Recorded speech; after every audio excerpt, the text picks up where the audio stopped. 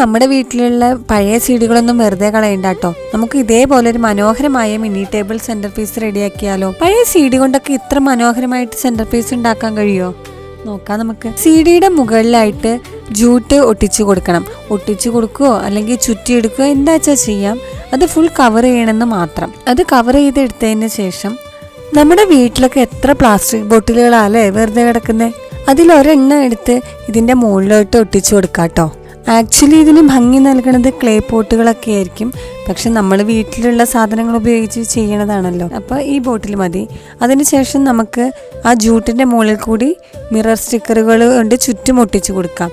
ഒരു ഗ്യാപ്പും വരാതെ വേണം നമ്മൾ ഒട്ടിച്ചു കൊടുക്കാനായിട്ട്. കറക്റ്റായിട്ട് അതിൻ്റെ ലെവല് നോക്കിയൊക്കെ വേണം നമ്മൾ ഒട്ടിച്ചു കൊടുക്കാനായിട്ട്. ബോട്ടിലിന് പുറത്തായിട്ട് ഒരു simple mirror flower design stick ചെയ്തിട്ടുണ്ട്. അത് ബോട്ടിലിന് ഒരു പ്രീമിയം ലുക്ക് കൊടുക്കും കേട്ടോ. പിന്നെ നമ്മുടെ വീട്ടിൽ വിരിഞ്ഞ ഏത് പൂവാണേലും മതി, റോസയോ ചിത്തിയോ താമരയോ, ഒന്ന് അതിലേക്ക് വച്ച് നോക്കി അടിപൊളിയായിരിക്കും കേട്ടോ. ടീപ്പോയിലോ ഡൈനിങ് ടേബിളിലോ ഒക്കെ ഒന്ന് വച്ച് നോക്കി കഴിഞ്ഞു കഴിഞ്ഞാൽ വളരെ സിമ്പിൾ ആണെങ്കിലും കാണാൻ വളരെ എലഗന്റ് ഫെസ്റ്റിവൽ ലുക്ക് നൽകും. കുറഞ്ഞ ചെലവിൽ തയ്യാറാക്കുന്ന ഒരു മിനി ടേബിൾ സെന്റർ പീസ് നിങ്ങൾക്ക് ഇഷ്ടമായെങ്കിൽ ഈ ഓണത്തിനൊന്ന് പരീക്ഷിച്ച് നോക്കൂ കേട്ടോ.